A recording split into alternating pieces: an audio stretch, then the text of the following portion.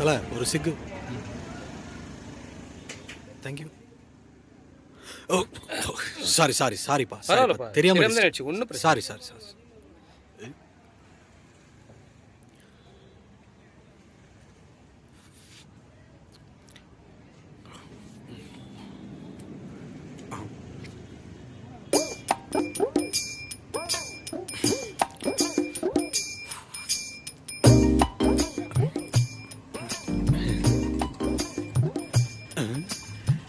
என்ன அவரு நம்மளே பார்க்குறாரு?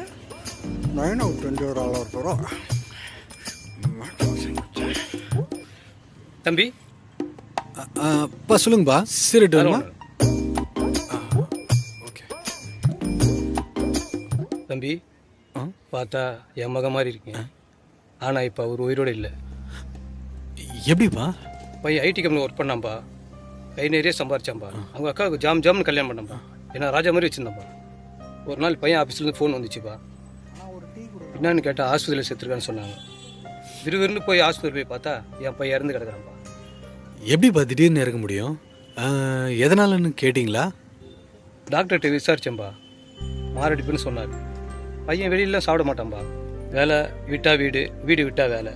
அவன் ஃப்ரெண்டு சொன்னான்பா, இது மாதிரி உங்கள் பையன் டீ குடிக்கிறது பிரேக் டைம் போயிருக்கான். அப்போ பசங்களாம் சேர்ந்து சிகரெட் அடிக்கும்போது என் பையனை அடிச்சிருக்கான்பா.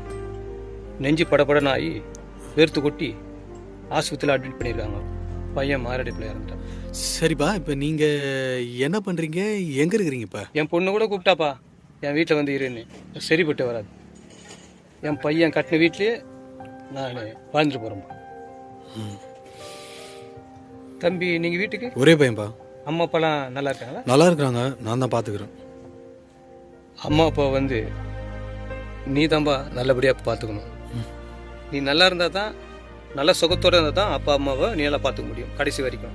அதனால் பா என் பிள்ளையா நினச்சி நான் சொல்கிறேன்ப்பா. பா நீ நல்லா இருப்பா, நல்லா இருப்பா.